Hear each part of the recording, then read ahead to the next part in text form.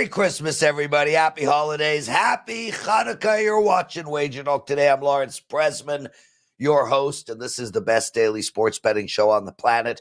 We've got an almost spectacular lineup. Our first guest, Leonard, one of the best. He's going to take apart the Alamo Bowl and the Pinstripe Bowl. Plus, he's going to look at the Cardinals and the Rams. I like the under in that game. I'll wade in there a little later. Teddy covers. That's the almost part. The show would have been perfect, but yes, he paid extra. He's on today. He's going to look at the Hawaii Bowl and the Chiefs versus Steelers, Ravens versus Texans. Two NFL games, both going tomorrow. Teddy's going to take apart them. Andy Lang, the doctor of props. He's on after that. He's got some prop bets for us, and we're going to end the show with Gianni the Greek and his Steam report. Bryan, Leonard, I have not seen you in a while. Love having you on the show. Welcome to Wager Talk Today. I appreciate it. And you're in the holiday spirit. You're pulling your Santa Claus facial hair. It looks great. Yeah, well, listen, everybody hates my beard in my life, largely because of the mustache. It just doesn't seem to want to be the same color as the beard, but there's really nothing I can do about it. I will shave this thing, but nobody cares, Brian, honestly.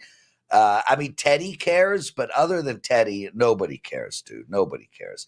Let's get into some actionable betting information, and let's start right off the bat with this BYU Colorado game. Minus 3.5 of Colorado, a total of 54.5. We've got BYU, who are a stone cold over team. Colorado 5-4-1 to the over. That's personally where I'm looking. I'm curious what you're going to do in this matchup. Yeah, we're actually seeing fours out there sometimes too in some of the places. I do want to make a note on our Wager Talk Live Lions. It's saying that it's being played in Boulder, Colorado. Obviously, it is not. That's a typo. But late in the regular season, the Cougars had much higher hopes than this December 28th bowl game. They'd run off 9 straight victories to open the season and had Kansas, Arizona State, and Houston remaining.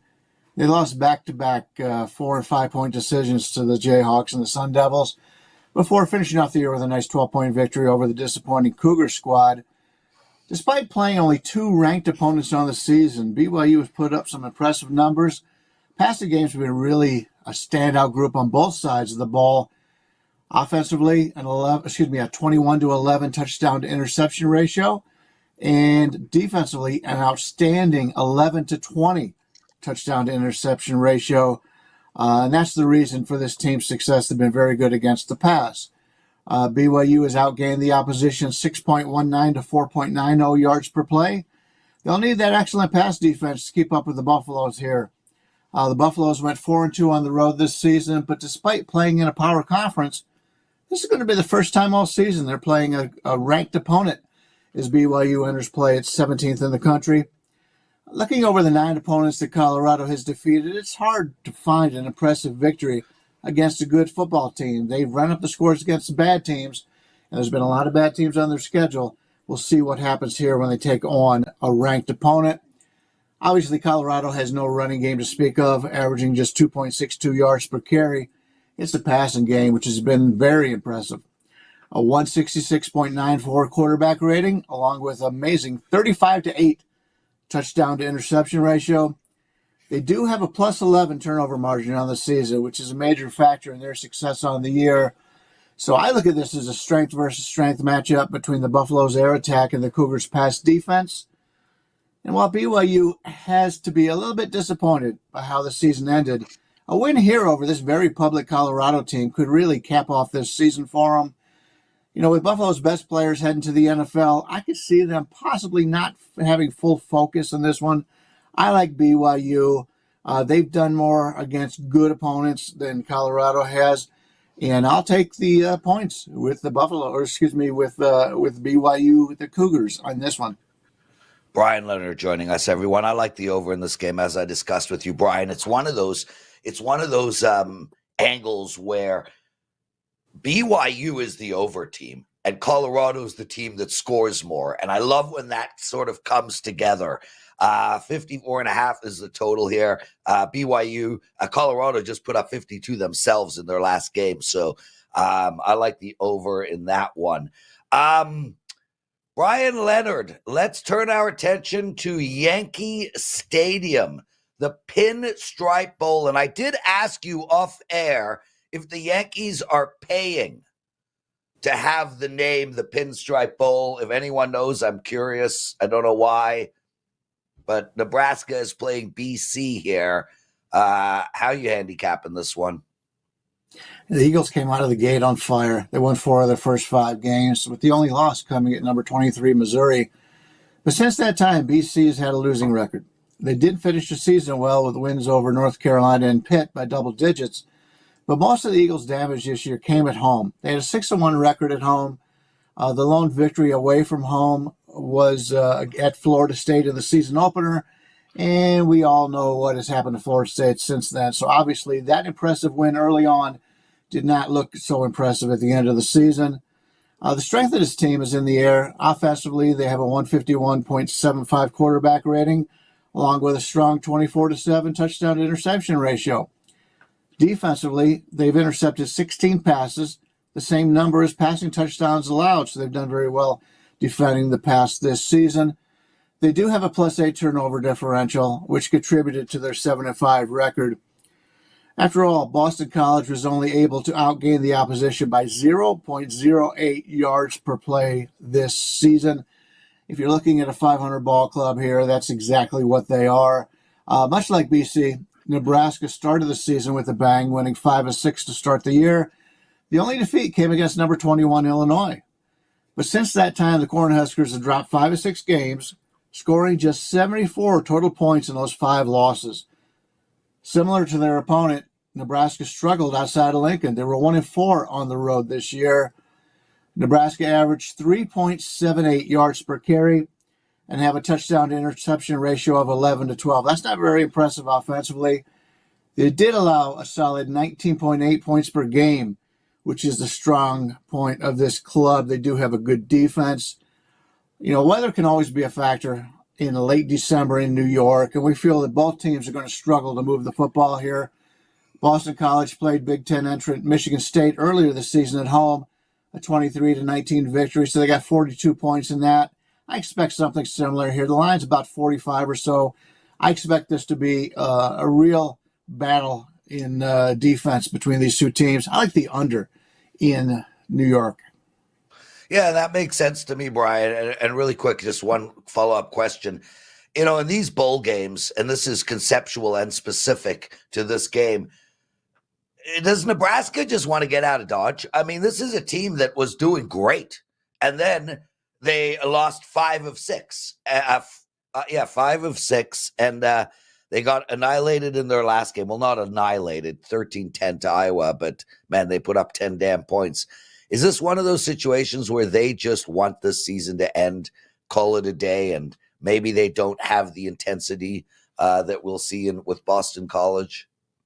That's the point you're going to run into in any of these games that are non-playoff games in college football now. The players are going to say the right things. The coaches are going to say the right things. But until they get on the field and start playing, you really don't know. You can go back and look at it. Well, of course they didn't care to play this game, or if they play well, he said, well, they wanted to finish the year strong after having a downturn in the middle. So these are the games that are tougher to handicap, if you ask me, going over the bowl season, over my lifetime. It's tough to get the motivation right in these games. You think you have it many times, and you can take advantage of it, but a lot of these you really don't know. So I know what's going to happen in these playoff games. Both teams are going to give it all. Everybody on the team is going to play, and that's why I prefer those over these just regular bowl games. Right. Bryan Leonard joining us. Guys, just a quick mention. It's $5 Tuesday over at WagerTalk. Every handicapper puts up one play for only $5. If you guys have never purchased from us before, it's such a perfect time to do so on Tuesday. Not only can you get Bryan's play for $5, but hey, spend $15 and buy Teddy, me, and Bryan. Make it $20 and add Andy to the mix. And then you guys get to find out how we handicap, the type of analysis we write, whether you like what we have to say or not. And it's only $5, which is literally less than a tall latte from Starbucks. Bri, my $5 play is at an NFL ATS bet, my favorite one of the entire week. What is yours? Mine actually goes today. My best and strongest bowl game is actually going today, and it's the only game on the board in any sport today. So if you want to get an action on today's game, I believe it starts, we still got like 8 more hours till it starts, but it's a game that I've liked all the way through, and that's what I use. So you get my best play from the bowl season for only $5 today. The Hawaii Bowl. Teddy Covers is going to take apart that as well a little later. Bryan, our last game that we're going to discuss is the Cardinals and the Rams. I started the show by telling you guys I liked under 49. Well, 49 only exists at one sportsbook right now. This has been bet down to 48 already. I expect it to continue to be bet down as well. I don't think it's going to go much lower, that 47.5 type of a number. But I really like the under in this game, and it's likely going to be a client play as well. Where are you going? Well, if you remember the first time these two met up, the Cardinals dominated the Rams, winning 41-10 in blowout fashion. But that was all the way back in week 2, and was very likely the pick of the season for Arizona.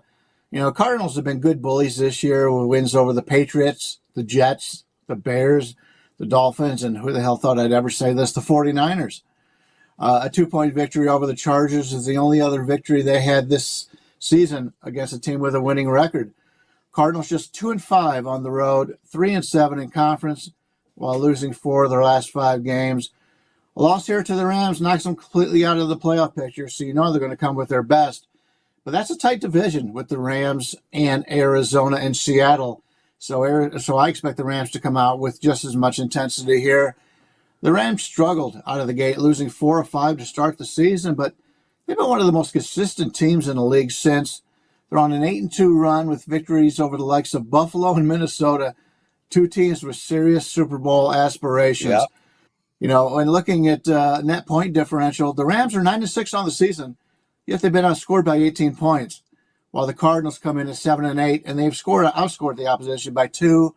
That said, it's clear the Rams not only have revenge on their minds for that earlier blowout, they've proven themselves against much better competition. This is a high number considering year-to-date stats, but recent play clearly points to the host here. No, they don't get a major advantage by playing at home, but they're playing so much better right now than Arizona has. Arizona had this division literally should have been locked up. They had weak teams coming up. They were on a winning streak, and they've dropped a lot of games to lesser competition. They'll lose this one, too. I like the Rams in this one.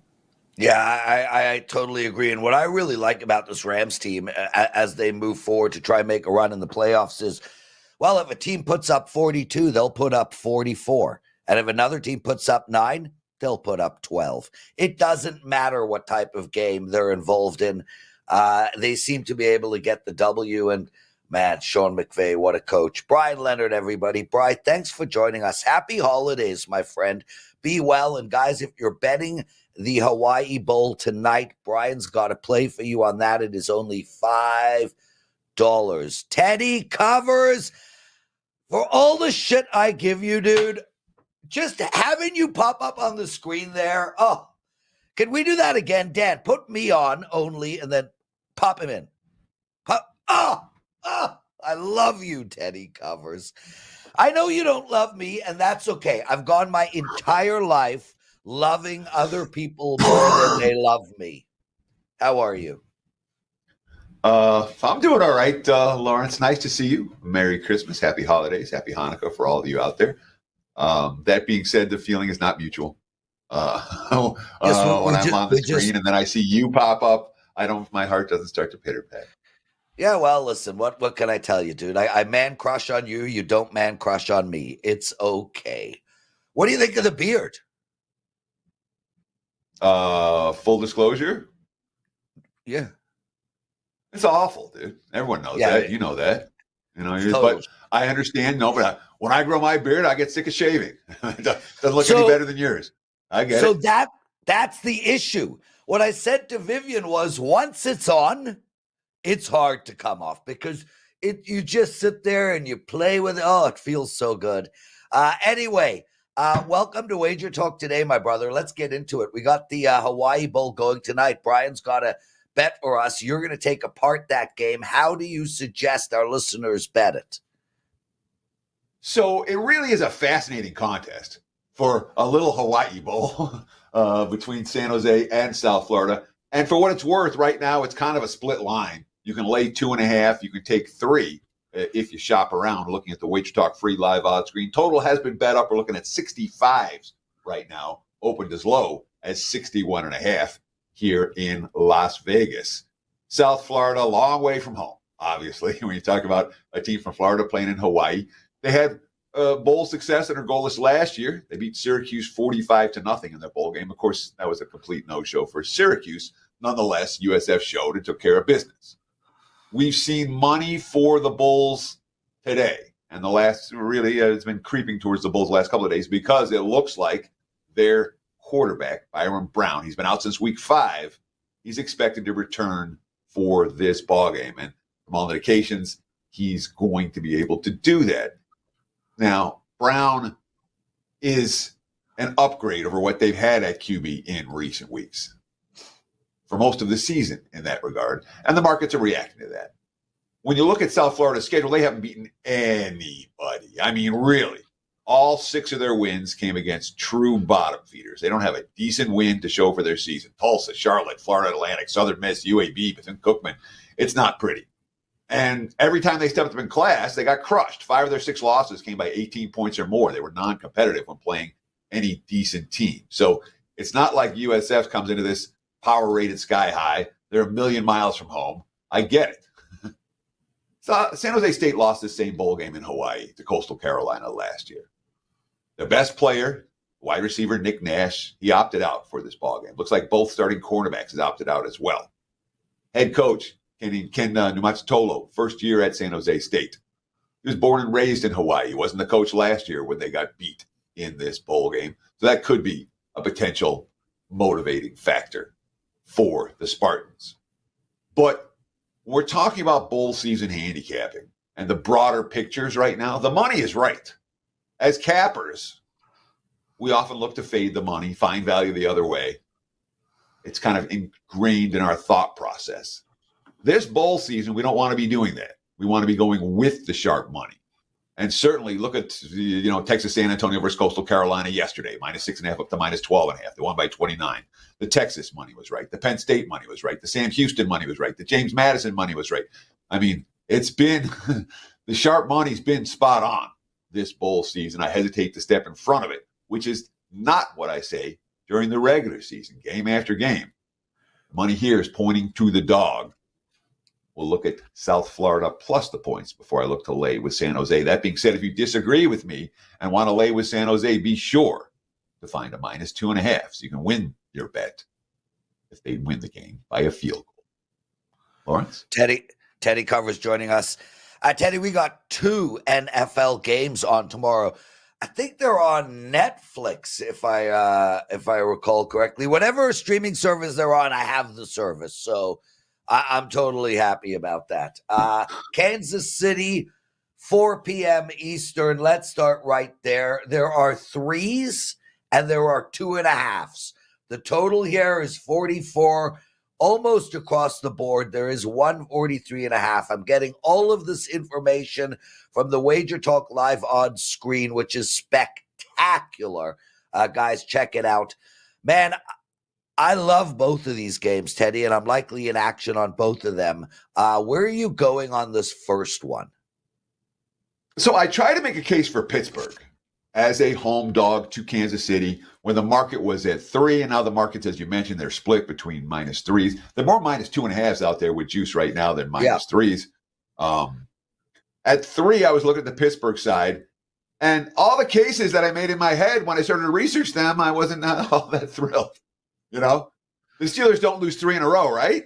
Pittsburgh's off back-to-back losses. Under Tomlin, well, They lost 3 in a row last year in 2023. They lost 4 in a row in 2022. They had a 3-game skid in 2021, a 3-game skid in 2020. They had 2 3-game skids in 2019, another one in 2018. Yeah, Pittsburgh loses 3 games in a row. Steelers is a dog. We love Pittsburgh as a dog. Remember, they beat Atlanta, the Jets, Washington, Baltimore, Cincy. Their first 5 tries as underdogs, 5-0 straight up, 5-0 against the spread. Well, what happens? The market's caught up. When they're dogs now, they're dogs for a reason. Last 2 tries as dogs, Philly, Baltimore, smacked them pretty good. 0-2, not 5-0, 0-2 for Pittsburgh in that role. George Pickens matters. All right. The offense scored 13 and 17 the last 2 weeks. Russell Wilson forcing things without him. A couple of very costly turnovers last week. Pickens might suit up. The Steelers are hoping he'll suit up, but he might not. And I don't know that I trust him to be fully effective. Coming back off injury versus the Kansas City defense, that's been elite. And my initial thought process where, let's make a case for Pittsburgh. I was like, it's just time for the Chiefs to lose a game. The league probably wants KC to lose a game too. It makes things much more interesting in week 18. But Kansas City over the last 2 weeks, guess what? This offense is working. All right. What they did last week against Houston was impressive. Long, slow, methodical drives, grinding out first downs. Mahomes making good decisions, relying on their defense. You start to think about it. Is Kansas City the undervalued commodity now? They don't have a huge betting bandwagon, despite being back-to-back Super Bowl champs. And despite having the best record in the league, they went 0-7 ATS from late October to the first week of December, 2-0 against the spread last 2. Yeah, if I'm playing here, it'll be the Chiefs, not the Steelers, on Christmas Day. And I'm going to look at the under as well. Long, slow drives for Kansas City. We believe in their defense. And certainly when you're talking about the way they manage the clock, shorten the game, Pittsburgh loves to do the exact same thing. Under may well be the best bet for Christmas Day, early start NFL. Yeah, so Teddy, listen, I'm not with you on the under, although I tried to make a case for the under as you did with for Pittsburgh. My worry is twofold. If George Pickens plays, it's a big deal from a total perspective, because not only he's their long bomb threat, and not only is that going to be huge for him and moving the chains, but it sets the entire offense up as well. Pittsburgh's defense has fallen off a cliff, bro. 24, 27, 14, 38, and 24 points they've allowed. Interestingly enough, how does a team who's only lost 1 game get better? I think Kansas City is getting better.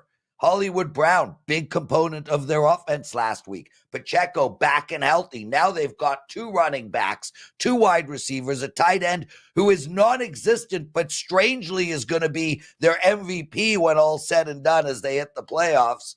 I look at Kansas City as a team that's on the rise, which is crazy given that they've only lost 1 game. And I look at Pittsburgh as a team who's on the decline. I'm with you, dude.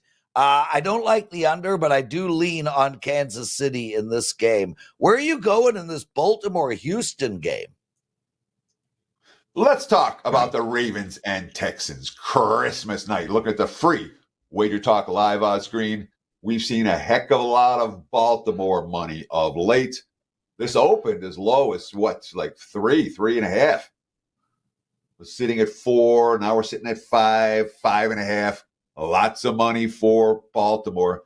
And look, D'Amico Ryans knows what's coming. I read an interview yesterday where he called Lamar the obvious choice for his 3rd MVP. He was just buttering praise on the Baltimore quarterback. We're not going to rile him up.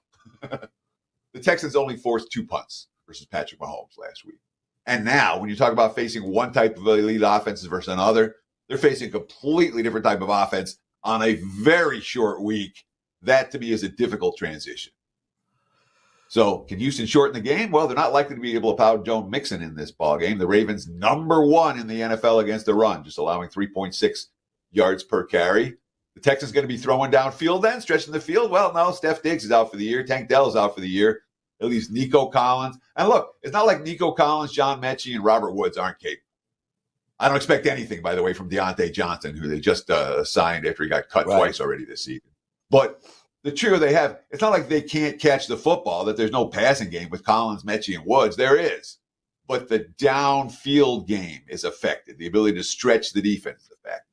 And it's worth noting, C.J. Stroud, his last two games, 6.3 and 5.0 yards per attempt. For the full season, he's 7.1. So he never had 2 weeks like this all year until the last 2 weeks, in terms of not being able to throw downfield nearly as much, the dinking and dunking. And Stroud, 8-7 touchdown to interception ratio the last 6 games. Houston's offense isn't that good right now. The Texans beat the Buffalo week 5. They raced out to a 20-3 lead. I remember the game, they barely escaped. Fairburn had a 59-yarder as time expired to win by 3.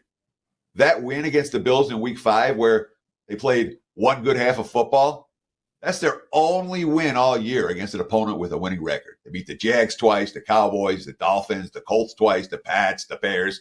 Not like they've been beating all kinds of good teams. I really respect the Mecca Ryans. Really do. Love this coach. But 3 games in 11 days is veteran coach's territory. Advantage Harbaugh. Sharp money for Baltimore for good reason. If I'm playing, well, all you have to do in these single event NFL games right now is just lay the chalk. It worked pretty well this past week for the Saturday games, for the Monday game. I'm laying it here. Baltimore pass for this better. Totally agree. Teddy covers everybody. Teddy, what do you got going for $5 Tuesday? NBA Christmas Day. We're finally getting things going in NBA, Prez. It was a rough start to the season. I couldn't do anything right. That hasn't been the case of late. On a nice 71% hot streak over the last, 8 or 9 days. Won again last night. Christmas Day NBA, locked and loaded. $5. Watch and win. Check it out right now at WT.buzz/TC. Happy holidays, my brother. Go enjoy your family. Andy Lang and Gianni the Greek still to come. I do want to make mention we have one of our most popular promos starting tomorrow. It is the Fill Your Cart promotion. It is 25% off of any single thing we sell over at WagerTalk. The promo code is Holiday25. This is a promo that starts tomorrow. We do not have a show tomorrow, so I'm mentioning it now because we've got a couple NFL games going tomorrow. There's a lot of big games going over the next week. This promo code will be in effect all the way through to New Year's Eve. You use the promo code Holiday25. You get 25% off any package you want. Also, guys, I'm taping the NFL presidential address right after the show. That should be up around 5 p.m. Eastern today.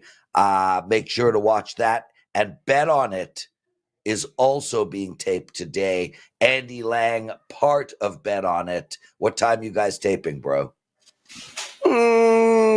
What time do we plan on taping, or what time are we actually taping? So I heard that the taping on Bet On It is quite an event. Like if we taped the taping, it would be a show. I've said for years we need to offer a special package where you're just allowed to log in and listen to all the production. Although, to be fair, Andy, we might not have a show if we let people do that. We may be canceled by YouTube promptly. Are you talking in our ears, or is it coming out live?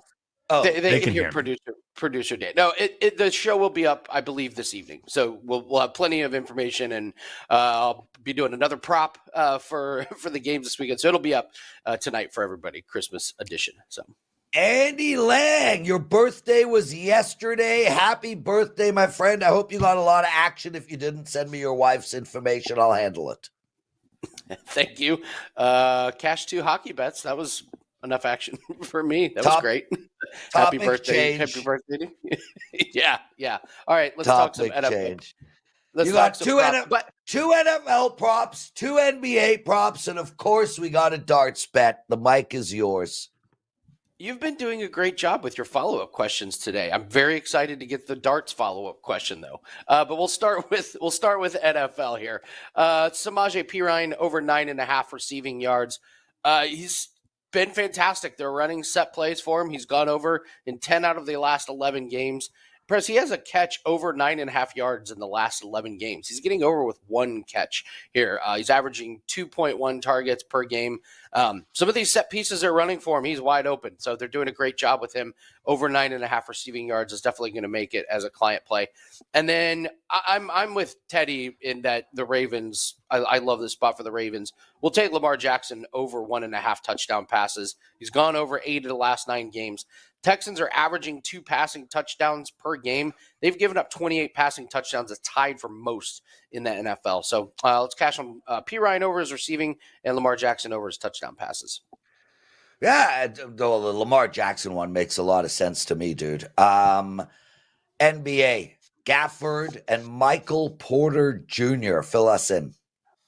Yeah, Gafford's been great on his points prop. We'll take him over 9.5 points. He's gone over 19 of the last 21 games. This is just set it and forget it. Rinse and repeat. He's averaging 7 field goal attempts per game, but all of his shots are right at the rim. Prez, he's shooting 74% from the field. So every 4 shots he takes, he makes 3 of them. He's gone over in 6 out of 7 games against Minnesota. So this is a really good matchup for him. You're taking him over 9.5 points. And this is another one that set it and forget it. Michael Porter Jr. over 8.5 rebounds plus assists. He keeps landing on 9, so this is barely cashing, but it's great because the books keep leaving this number at 8.5. Gone over in 22 out of the last 27 games this season. Gone over in 8 out of 9. And he's playing Phoenix. They give up 12 rebounds and assists to opponents at this position. He's averaging 11.6 rebound chances and 3.6 potential assists. So Michael Porter Jr. over 8.5 rebounds and assists, and Daniel Gafford over at 9.5 points for some nice Christmas action in the props market. Andy Lang, before we get to your dart bet, what do you got to promote? $5 Tuesday. Obviously, everyone's taking advantage of that. We have a 5% college football best bet that is up. It's not in today's game. It's after Christmas. So cashed our big bet in college football last week. That makes us 12-5. Really proud of being 12-5 in college football this season. 25-9 lifetime last 2 seasons. So wow. Number 1 in winning. Yeah. Number 1 in winning percentage in ROI since we started doing college football. So we just do 1 play a week. That's all we need, and it's worked out absolutely fantastic. So 5% best bet is up. That goes off after Christmas. You have all day to grab it. And we're still running a birthday special, Prez, 7 days for $45 since it was my 45th birthday. Last 7 days, we're up 22 units, and we're still number 1 the last 2 years. So you want short-term success, we've got that. You want long-term success, we've got that. All plays are documented, and we are absolutely on fire, 17-6 in the NHL. Darts is going fantastic. We're doing well in this tournament. So if you want a really, really good deal on a 7-day pass, no promo code needed, wt.buzz/AL. And most importantly, Andy, it's going to win because I'm one of the owners of WagerTalk, and I have access to the back end, and I know everybody's records, and I think only one person might be better than you, and that person does, like, Taiwanese baseball, Korean hibachi, and lawn bowls in Japan. Okay. Yeah, Tokyo, Brandon. Tokyo, if you're listening, happy holidays. Yeah, it's ridiculous. Anyway, but at least I don't have to deal with him right now in his ridiculous outfits. Gianni the Greek still to come. Andy, dart. Let's go. Dan, what do you got? Producer Dan, we got to cash on Madar's Razma one more time, don't we? We're going to take over 3.5 180s. We gave out his over 180s in the first game, or the first match they played, and he had 5 of them. So he's had 5 in his first match, had 4 in his second match. Here's the thing, Prez. Those matches were best of 5, and he won both of them 3-1. This next round is best of 7. So he was going over in the best of 5. He's going to get more chances at this. This game is going to be really competitive. He's facing James Bunting, who's a legit darts player. Rasmus kind of come out of nowhere to win. Stephen Bunting. Sorry. So don't say I don't know darts, bro. My bad. My bad.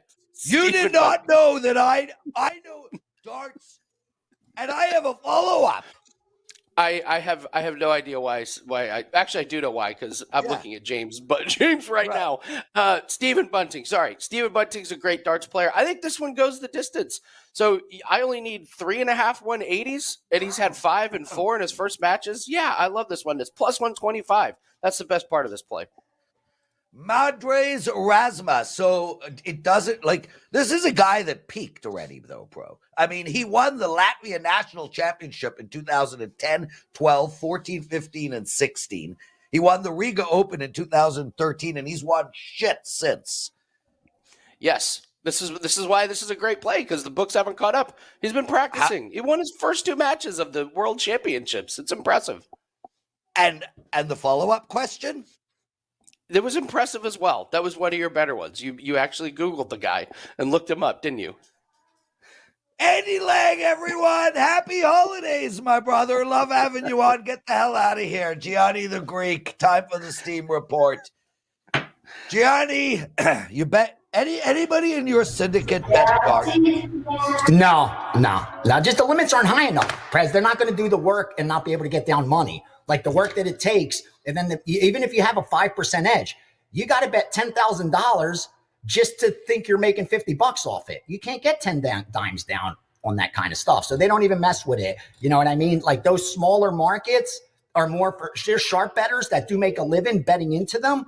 But once you get to a certain bankroll, you just can't bet that stuff anymore because the limits are just too low. So those usually they pass on, on the real smaller markets. It's a slow day. It's a really slow day, Prez. I'll tell you this. Isn't that wonderful?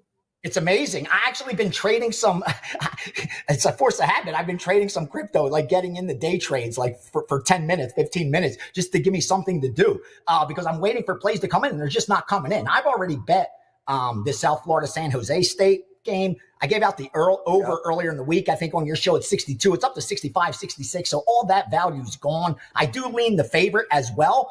But we have seen some South Florida money come in today. I was surprised. I actually bet more than I wanted to on San Jose State because I thought that would get to 3.5, get past 3 to where I could have a middle because I kind of laid the 2.5, and I thought I'd have a 3.5 or maybe even 4-point middle. That didn't happen. So now I'm forced with more money on the San Jose side that I really want, and I can't really get off it because, what am I going to do? Take the 2.5 with South Florida? And I mean, I can kind of do that and just pay a little vig. So I'm hoping to find some rogue 3s just to get off of that bet. But yeah, I got San Jose State. I do have the over as well. So far tomorrow in the NFL, Prez, it's been what you expect. It's been Baltimore money. Yeah. That's the late game. That's going to be the biggest risk for the books. I'm telling you now, if you like the Baltimore side, bet it. Because it's going to get to 6. It's going to get to 6.5. And don't be surprised if it already gets to 7. 6. Exactly. So don't be surprised. Yeah. There is already a 6. It's 5.5 across the board. I want to ask you a question about this Baltimore game really quick. Firstly, guys, I forgot to ask, if you don't mind, just hit that like button. Please, please, please. And also, I'm curious what you guys think about the new format. 4 guests on a day instead of 3. Gianni on every day, Andy on a ton. I'm very much enjoying this new format. I'm curious what you guys think. But here is my question to you, Gianni. We got Baltimore at, let's just call it -6 for argument's sake. We got a total here of 46. If Baltimore scores 27 points, you go a bare minimum of 1-1. Tell me how Baltimore is not scoring 27 points in this game. Yeah, I mean, listen, you look at Houston, they're not the best defense. They just gave up 27 to Kansas City. And, Kansas City's a defensive team this time of year. They gave up 32 to Tennessee at home. I see they gave up 26 to Detroit. So I can see where you're coming from with that Baltimore putting up those points. The only thing I actually think that's probably even a better bet than laying the points right now, Prez. I see all the excitement for Baltimore, but I'm just gonna pause on that because the line's just moving too quickly and too significantly. And let's not forget, Baltimore's coming off playing 2 very good games. It's hard to sustain that level over and over. What is going on in the background? A lot of stuff. I'm not even sure. There was a beautiful woman in a robe. Can we rewind? Then there was a little kid. Then there was another kid. Then there was an elephant. Okay, that no elephant. Too. There's everything in here. There's everything in this house. Trust me. Listen. Back to the Steelers, because you remember Baltimore just beat the Steelers, dude. That was a big game for them. That was at home against the Steelers. They were over a touchdown favorite. They got the job done. Now you got Cleveland up the week after, so it's like you got this in between. Yeah. With Houston, obviously it's on Christmas, but again, for Baltimore, you're traveling on the road. I don't know why everyone's so excited about laying all these points on the road against a Houston team that obviously, if you're going to bet them, that's where you want to bet them. You want to bet them as dogs. You want to bet them at home. That's where they played the best football. That's where they've done the most damage. Like, again, I haven't dug deep into this game, but whenever I see a team like that, which is as high profile as the Baltimore Ravens are, that are positive money ATS for the season, have now covered 3 of their last 4 in which they scored 30 points or more. You're usually not going to get them at any kind of discount. In fact, that's been proven by the fact you now have to lay 6 compared to 3, which is what it opened at. So you are paying a heavy premium to back this Baltimore team on Christmas. Dude, they could go out there and win by 60 points. They probably will. That's why they're favored. But I still don't think it makes it a good bet. Like, if you're holding a -6 ticket in your pocket, knowing it was -3, knowing it was -4, knowing it was -5, I don't know how comfortable you could be. Again, you're just betting that Baltimore is just so much better. It has nothing to do with the number anymore. Because if it had to do with the number, you would have bet it a lot earlier, or you wouldn't be betting it. So again, for me, it just doesn't make sense. Like, for me, it's an easy bet to make. It's either dog or pass. Because if I haven't gotten down at -3, I sure as hell ain't laying 6. I don't even care. I don't care if I know they're going to win by 40. Prez, you couldn't make me pull that money out of my pocket for nothing. I'd rather throw it out the window and hope somebody that needs it finds it compared to giving it to the sports book. Because I know if I'm laying 6 on an opener of 3, I am not getting the best of it. There's no chance I'm betting from a position of strength. No chance. Well, I just for the record, everybody, there is an addendum to that. And that is, maybe there was a big time injury that changed that line. Boom. There isn't in this situation, and I want to speak to you about that quickly, because it's a very fascinating topic. And why all of a sudden do you, like, not you, a rhetorical question, we got Baltimore come out at -3, you're like, nah. Then they're -4, you're like, nah. Then they're -5, you're like, nah. Then they're -6, you're like, yeah, baby. So if you didn't like them at 3, 4, and 5, why are you liking them at 6? So what you're saying makes total sense. With that said, selling picks is slightly different, because I don't want to put it out at -3 knowing it's going to go to -6 and then I win and my clients lose and everybody is mad. So, from a selling pick perspective, I actually do try to wait it out and see where the line ends up before I Chris, not to interrupt you. That's a good move. In fact, you're doing right by your clients, because you're waiting to see where's there still some EV left after the line settled. So they're not in a race. You don't need them to hold their cell phone next to them and be logged into an account so they could fire right away, or they're going to lose the number. You're doing right by your customers. They know how you approach it. And I see there's nothing wrong with that at all. And if you handicap this game and you come up that you think Baltimore should be an 8-point favorite, then go ahead and lay that 6. There's nothing wrong with doing that.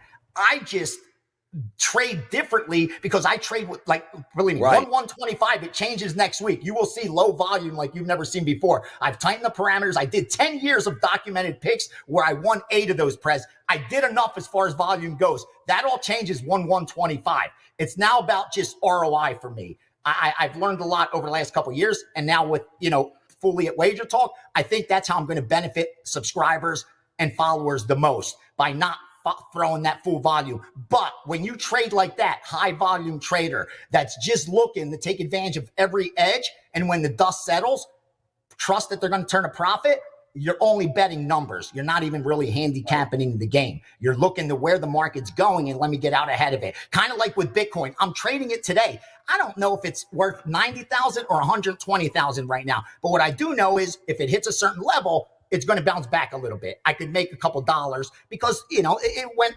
straight up a little too quickly. You know what I mean? So I'll trade it like that without having to handicap the commodity, without having to handicap this stock. All I'm doing is trading on price action. Has nothing. I don't even care if the company's good or not. I'm trading on price action. So it's a little bit different. If you're handicapping the side, that's the way to do it and give the most value to your subscribers. Again, it's so hard for them to be beating all the numbers and shit, especially if you're a volume guy. So, dude, I believe me, your approach works. Don't change it for nobody. And if you see -6 is the right side, lay the 6, brother. Don't let me change your mind. I'm just saying for my guys, what they expect, they would email WagerTalk and say, what do I do? Yeah. David Havley writes, Gianni, was Carry On better than Die Hard? The answer is hell no, not even freaking close. No. That's insane. Gianni, I fell asleep on Carry On. It was okay. It was nothing special. Brother, what do you got for the $5 Tuesday? And we got to call it a show. So say your best wishes. I'm putting it up right after I get off of this for Christmas Eve. They're going to get an NFL $5 play. Rarely do I do that, but it's Christmas. You got to be generous, right? So I'm going to give them a Christmas Eve a Christmas Day $5 play, I believe.